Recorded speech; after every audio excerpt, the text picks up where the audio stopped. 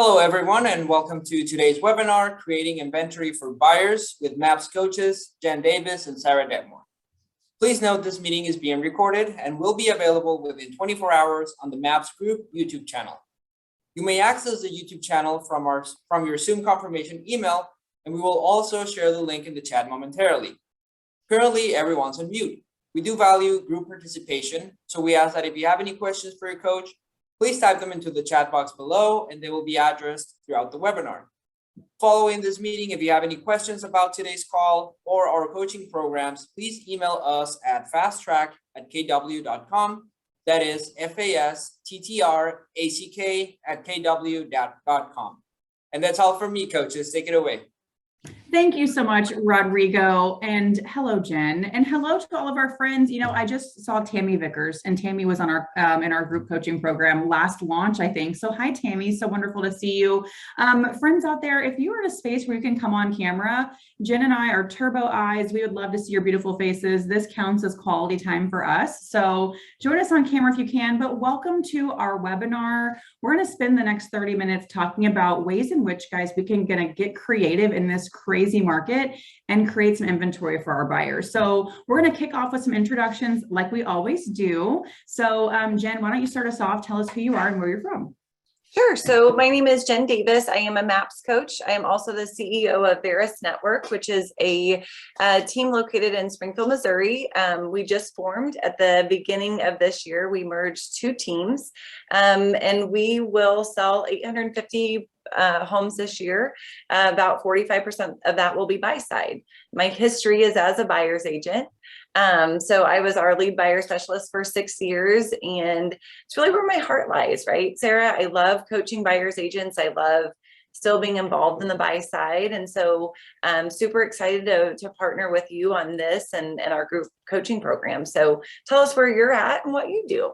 Well, where I'm at today is at a title company. However, I did just come up hot off a closing, guys, right? Victory for our buyers here. But yay. So my name is Sarah Detmore. I'm the vice president of our buyer agent team with the Loken Group here in Houston, Texas. And I've been with the Loken Group for coming up on 9 years. And just like Jen shared, I joined as a buyer agent back in the stone age of the Loken Group, and kind of, you know, as our team evolved, just grew into that leadership space of leading and growing our buyer team. We have 12 buyer agents on our team right now and a few buyer admin support. And just last year, we closed 440 buy sides. You know, our team itself does about 2,500 plus units a year. We're a very big, highly leveraged, codependent team here in Houston. And like Jen said, you know, my heart also lies on the buyer agent world on the buy side. So we're really excited today to kick things off. And just guys, we hear it all the time, right? Jen and I also co-coach a group coaching program called the Mega Buyer Agent, which we'll get to hear a bit more about today. We're so thrilled to partner with MAPS and you know, add some value in that buyer agent space. Yet, Jen, I think one thing you and I both kind of approach the buyer business in a similar way is that we look at the buyer business as a business, right? And we know we get into that quite a bit in our group coaching program, but when we also are coaching our buyer agents here, we've heard a lot about how one of the biggest challenges that we see lately, really the last 18 months, is inventory, right? And Jen, I'm going to toss this to you because you say this so beautifully, and it's the first line on our slide here. If inventory is the problem, inventory is also the solution. I think the single thing that anyone that is in my world will say is that I typically will launch a conversation about the buy side and say, I don't want to hear about it. We know that it's the problem, right, Sarah? We know it. It's not changed. It's gotten worse. And instead of being, you mentioned it, instead of being reactive, let's be proactive. How do we build a business, a buyer business that's proactive instead of reactive? How do we make sure that we're the fiduciary for our buyer's agents? And so I love that this is the first line of it. Guys, if we're solution-based, if we are saying we are the best possible fit for our clients and that they should hire us, then we have to be able to look at this and say, if inventory is a challenge, I have the skills and tools to solve that problem. One of the benefits of that, though, Sarah, is we can help lessen the competition for our buyers, right?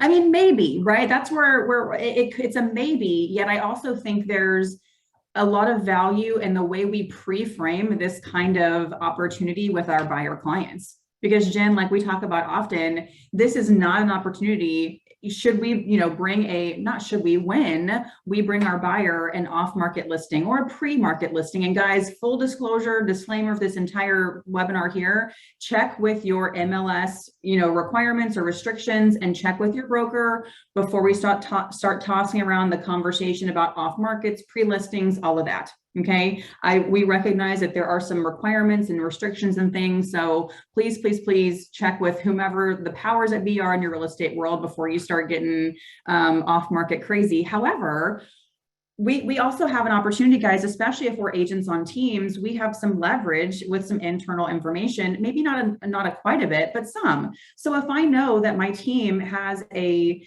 home in queue that maybe is waiting for photos or waiting for staging, and that home might meet my buyer's criteria, I've got a pre-frame with my buyer that we may have an opportunity here for a VIP showing.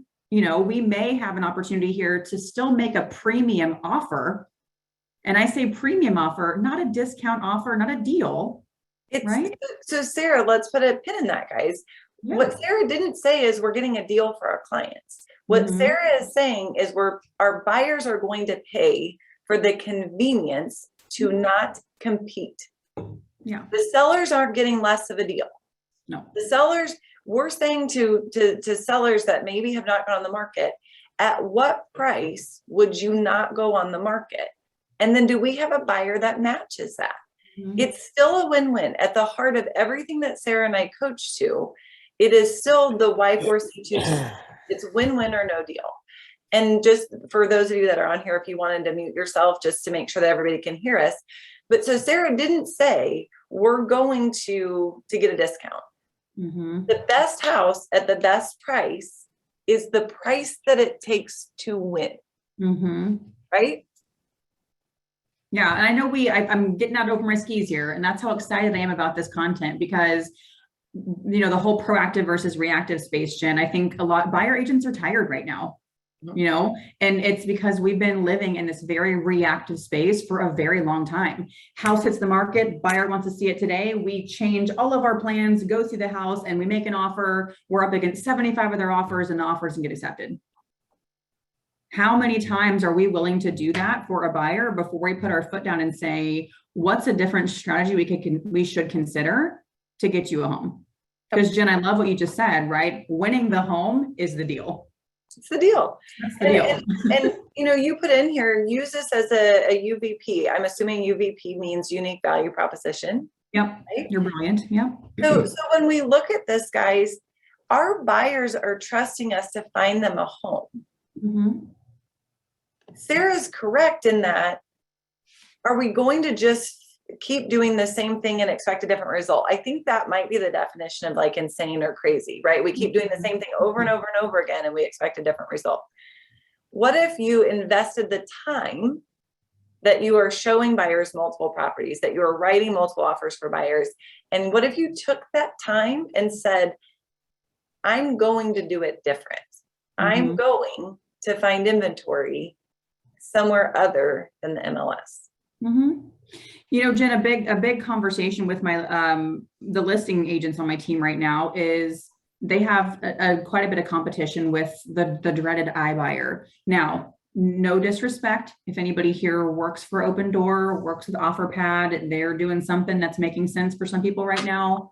Yet, Jen, sellers are we're seeing so many sellers take the iBuyer offer because there's some type of there's a convenience factor that the iBuyer offers.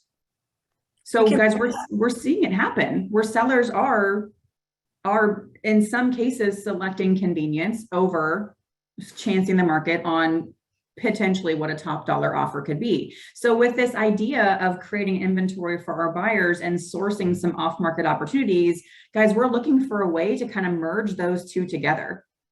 Mr. and Mrs. Seller, if I could bring you a premium offer and still give you the convenience of a 2-month lease back, at what price would you consider an offer from my buyer? Keep going, Jen. Sorry to jump in here. No, I think that was exactly right. I think we're ready for the next slide. I mean, I think this is the conversation that we're going to have today, which is how can we get there sooner? How can we get there faster and make it a win-win for everybody? Yeah, definitely. And that's it. It's the win-win. And I love that you shared the Y4C2Ts because that's really where we're going. It has to be a win-win. It has to make financial sense. All of that needs to be a win for the seller, the market, and the client. And so we've got 3 strategies we put together here that we want to share where, Jen and I have been at this for a little over a year now with looking at ways to get creative and form some different strategies for our buyer clients. And Jen, I think it was about a year ago when you and I were on a call and we got to a point with our teams and the agents that we have the opportunity to coach where we had mastered the terms that had to be in an offer to be accepted at that point. And then we started seeing those offers with those stellar terms no longer being considered. And so we had to take a step back and think about, what are we missing? What else could we consider? It's the evolution of this, right? Like this is not a static market. It's constantly moving. And if we're going to be relevant in our market, we've got to continually be students of the market and quite honestly, be willing to do what other agents are not willing to do, right? We've got to, and I mean, clearly ethically speaking and all of those things, but we've got to be willing to go and look at this differently, right? It's no longer the market of 2018. It's no longer the market of 2019 or even 2020 to some degree. This is no longer that market. And I think we have to understand our skills and the value proposition that we offer to our clients has to evolve with what's happening in the market. It does. Absolutely, it does. And when we can master this kind of market, as buyer agents, y'all, when we flip the script and we're in a different market, every buyer agent on this call should be a top producing buyer agent. Yeah. So we want to start with our strategies, right? And this is, guys, we are skilled in lead generation. Even if you're not, stick around KW long enough and you will be a master lead generator. And so guys, we have opportunity here where we can leverage some of the information in our MLS. Anybody who has access to MLS could do this. And this is a way in which we could potentially source some off-market pre-listing, just different opportunities for our buyer clients. I'm going to explain this on the next slide here, but you can see it says leverage our MLS for sold, pending, or withdrawn listings. So guys, this is an opportunity for me as a buyer agent to lead generate by calling other agents and potentially find and source some listings. Okay. So on the next slide here, if my computer will advance, this could be where we want to contact listing agents of previously sold, pending, withdrawn, or rental listings. Okay, guys, somebody who has a rental listing, the seller / landlord is their client. How do we know that seller or landlord has not considered also selling? That's a great question that you can ask a listing agent of a rental listing is, at what price would the owner consider selling?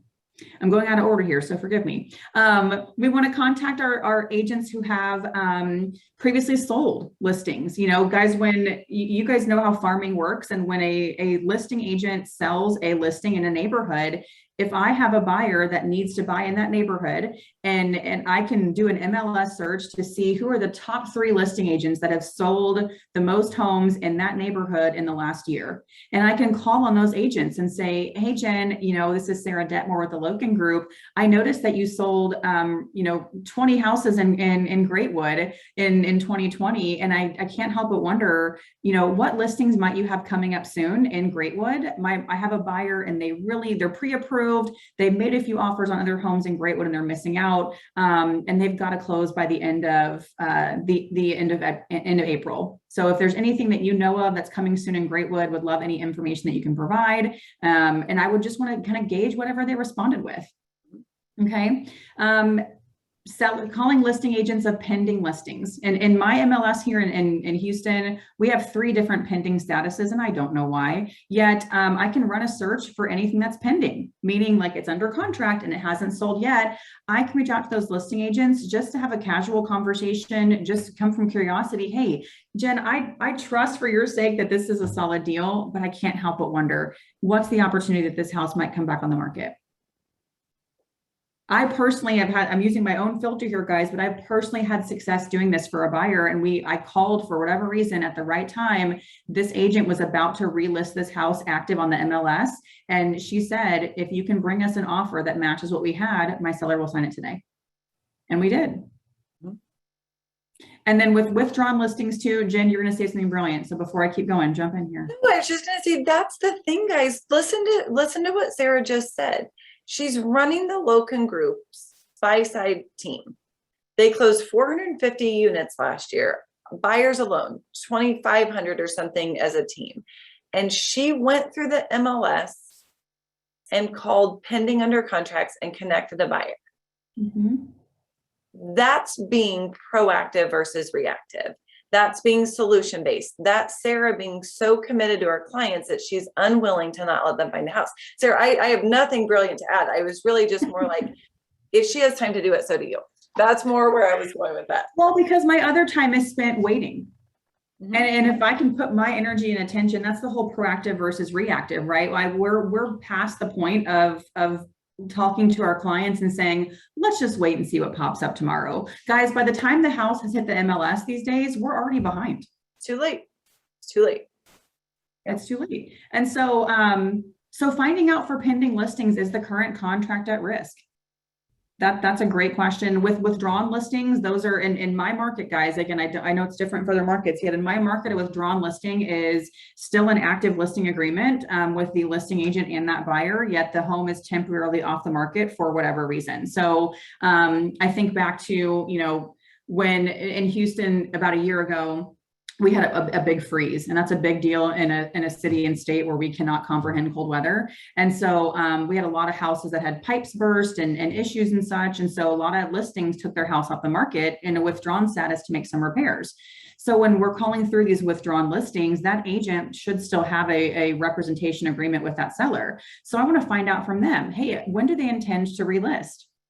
And I've actually had some of those calls happen lately where I've got, talked to listing agents and sellers are waiting until the summer. Again, that same question, at what price would they consider selling to my buyer today without having to go back on the market?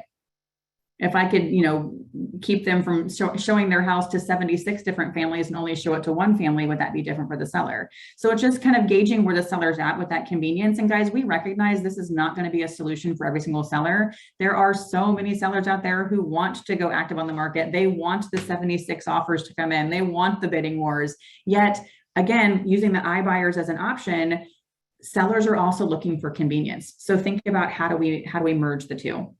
Guys, I will say though, and some best practices with these conversations with listing agents when you're looking for more listings is mention your buyer by name. That humanizes your buyer. We can't just call them and say, hey, I've got a buyer, they might want to buy your home. It's no, I have a buyer. Their names are John and Jane Doe. They've made an offer on the house down the street at 123 Main Street and they got outbid. They will buy your home today. Name your price.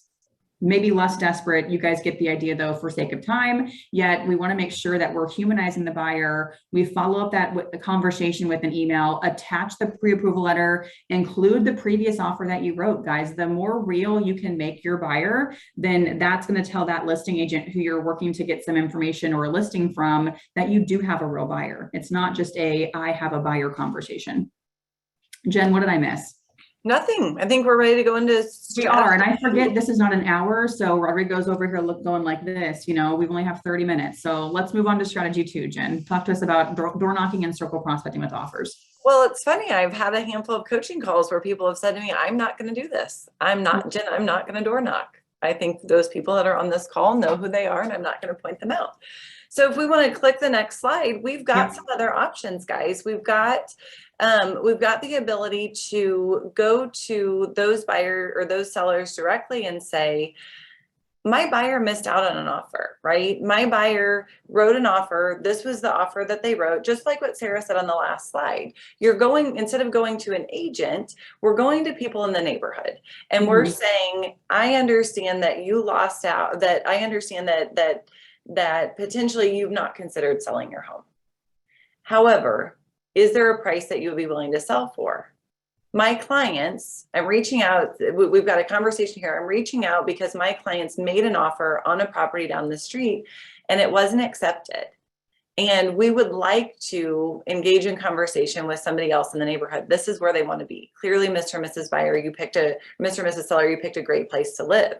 So understanding that, and I understand that some places we can't door knock. So when Sarah and I talk blanketly, guys, understand there are a lot of different markets that we're trying to match. So clearly, if there are COVID requirements or whatever else is happening, understand that. An option for not being able to door knock is to pull a call list of a subdivision, and instead of knocking on the door, making that dial. And typically speaking, this is the long game, guys. We're matchmaking for our buyers.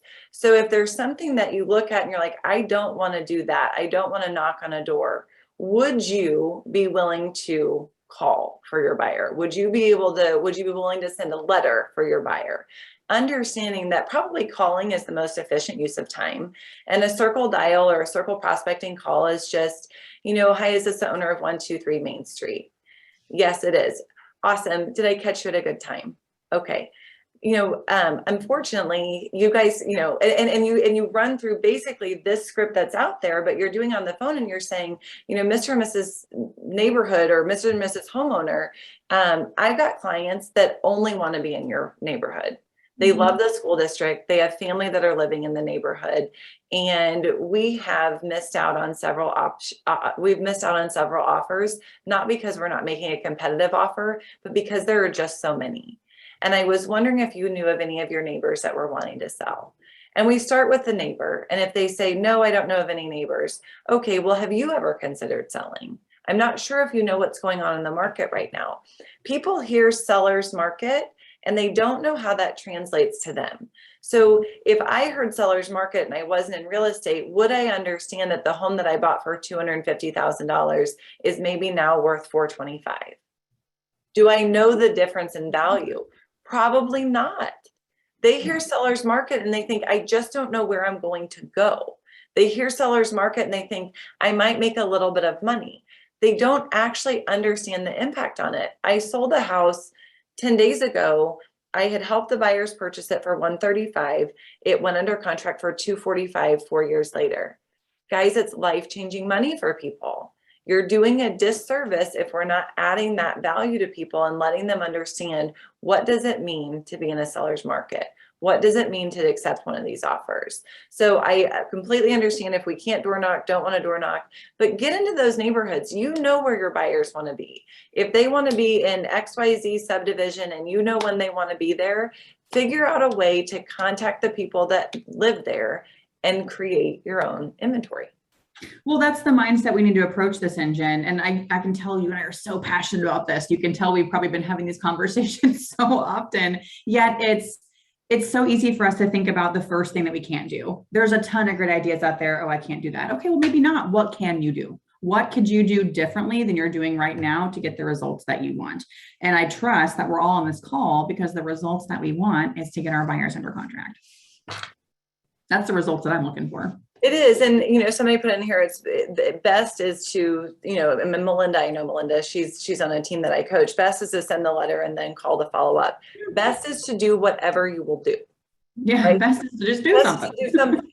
So when we look at it, lead generation is a multi-layered tool. We don't do one thing and not the other. It's all of it, right? If we're unwilling to not hit goal, it's being unwilling, it's being unwavering in the activities that we're going to set out to do, whatever it takes. Yeah, and when the activities that we're currently doing might not be getting the results that we want, we got to change it up. Ooh, I'm gonna mute somebody over here. Got it. Okay, so here's our third strategy. Then we'll go into some Q&A. And guys, of course, we would be doing you a disservice. We did not share you guys some information about our upcoming group program, so stay tuned on that. However, we've been talking a lot about lead generation and different ways to do that. And I think this strategy kind of goes in hand with some of that door knocking and circle prospecting for sellers, or someone who wants to sell their house directly to our buyer. This is also where we have an opportunity to lead generate and build an internal off-market list. So this might be, guys, as an agent on a team, I still have a responsibility to lead generate, right? And we should have responsibilities to lead generate, because that's how when we bring listings into our team, those listings bring us more buyer leads. Yet again, if we're doing some lead generation and maybe not every seller wants to sell their house or doesn't, want to go on the market, this is an opportunity for us to ask a seller that we're speaking to at what price or what terms would you be open to considering an offer from one of our pre-approved buyers today.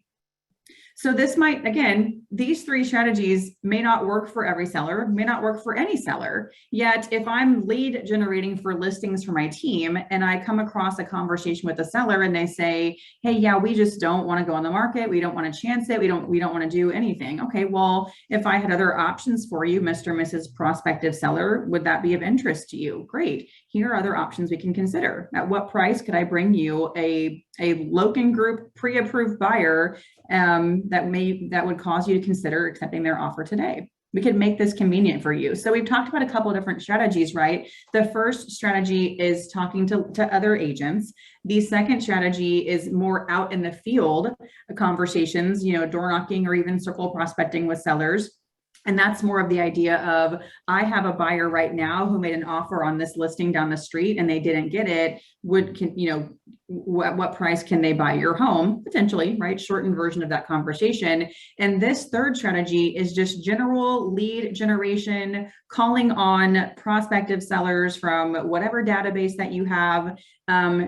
Not only asking if they intend to sell their home, that your team could potentially secure the listing. If they don't want to go active on the market, where could you put that information in your internal database so that yourself or your other buyer agents in your world have that internal database of homes to choose from for sellers that have no interest of going on the market, yet they may consider selling if you brought them a buyer.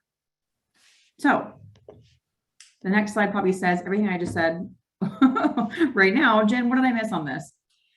I think it's just the mindset, Sarah. I think people log into these sometimes they're hoping for maybe an easy button.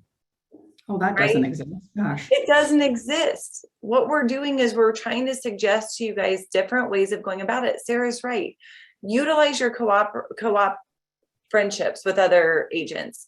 Go get in the field, go direct to the seller, and then try to create inventory in the best way we know how.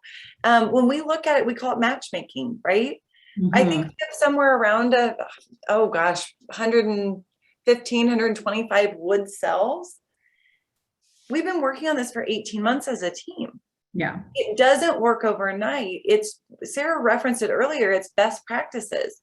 What we're suggesting to you these are best practices instead of common practice in an effort to get your buyer's offers accepted. We may have to look outside of the MLS and here are just some ideas on how to get there. Yeah, definitely. So again, it's the creativity, it's refocusing our energy and attention on that being proactive versus being reactive. Jen, I loved hearing you say that you guys and your team right now have over 100 would sell addresses and phone numbers on a list within your world where your buyer agents can source from that list as well. So it's sellers who have said, I'm not going on the market. I don't want to do all that thing, stage my house, paint the bedrooms. And somebody made a comment. They were like, all sellers want to go on the market. No, they don't, guys. No, they don't. They if you ask the question, at what price would you take an offer and not go on the market? They'll give you that price. Do you have a buyer that matches it? Yeah. It's coming from a space of being open to, there are all kinds of different personalities and there are all kinds of sellers. We just have to get in front of enough of them to create inventory. Yeah, definitely. So before we get into a question, I see Myrna raised her hand. I know we have about 1 minute left, guys. Whatever questions you do have, type them in the chat box. Rodrigo will send us the transcript. He's recording the transcript, and we're happy to reach out to you guys directly or just as a group to get some of the questions lingering in the chat box answered at a later time. Again, Turbo Eyes, only 30 minutes to talk about what we're really passionate about isn't always enough time. However, we do want to share with you guys just some exciting information about our upcoming group program called the Mega Buyer Agent. Guys, we launch on April 6th, which it's terrifying to me that April's not that far away. However, we're super excited to launch this program again for the second time this year. You can scan the QR code there to grab your spot. And guys, we're going to talk about all things buyer agent, right? Some fundamentals, some foundational aspects of being a buyer agent on the team. or on a team. And this course is really geared towards anybody who is in any stage of being a buyer agent in their career. So you can get licensed today and join this program. You can have been licensed for 10 years and join this program. We're all in this together. So we'll go through a couple of things you see here on the screen. All calls will be recorded, guys, and the investment here is just $198 for 6 weeks. So we launch April 6th. We'd love to see you guys there. Scan this QR code for more information. Jen, do we have time for maybe one Q&A here? The chat box is going nuts. So what did we miss? I think we can. Those of you that need to jump off, we understand that. So I think Myrna's question is a great question. It's pretty in-depth, but it basically was, what do we do about buyers being disappointed with off-market solutions? I think it's based on the buyer. It's setting really clear expectations when we're doing our strategy session with the buyer. Sarah and I spend a lot of time going through expectations and how to manage them. This isn't going to be a solution to every buyer, but a buyer that is ready, willing, and able to purchase right now, and they have some sort of a motivating factor that they must buy. Those are the people that we're showing these off-market options to. Yeah. Well, and I think that's the pre-frame, right? It's when we're in that strategy session with our buyers from the get-go, it's explaining to them that, yeah, that's the UVP. Can I share with you some ways that my team and I actually work a little differently to help find homes for our buyer clients, right? So many agents just do the MLS search, it auto populates, and then of course that one house hits the market on a Tuesday morning, and okay, yeah, they want to go see it within 30 minutes, and you're like, I haven't had my first cup of coffee yet. So and that reactivity space as a buyer agent, guys, if you're like me and your whole world changes, if your schedule changes in a day, it's a very unsettling feeling, but that's because I'm a control freak. Anyhow, but yeah, I think it's the way in which we pre-frame that option with our buyers of, hey, there may be an opportunity here where I bring you a listing that may not be active on the market right now. And when I do that, please understand that this house may have about 80% of what you say you're looking for, yet if I can more or less guarantee the price and the location, understanding that there may be some things that will have to be considered after purchasing the home. Changing cosmetic features, changing paint colors, changing all of that. That's in this market, guys, easy to consider. If your buyer's already prepared that when I bring you a home off market, you'll have to take these things into consideration. But what you're paying for at this point, Mr. and Mrs. Buyer, is convenience. If I could keep you from having to compete for one house against 75 other buyers, and you may still have to pay a premium for a house, would that be a win for you? So we can do all that in the strategy session. But guess what? We talk about strategy sessions in the Mega Buyer Agent in week 3, and it's a great week. So you need a whole hour of it. And we've got another 30-minute call in a few weeks, which is we're going to go over battling buyer fatigue. Ooh, yes. So we're going to get there. So everyone has an awesome Wednesday. Thank you guys for showing up. Thank you for taking the time to invest in yourselves. If you guys have questions, make sure we will get them answered. Anything that we missed, we'll get put out to you. Reach out, guys. We're here to be a resource for you guys in your buyer business. And also join us with our webinar in 2 weeks and tell us what you did to find some inventory for your buyers. Let's close the feedback loop on that. Tammy, I'm looking at you. Okay. Y'all have a wonderful rest of your week. Bye, everybody.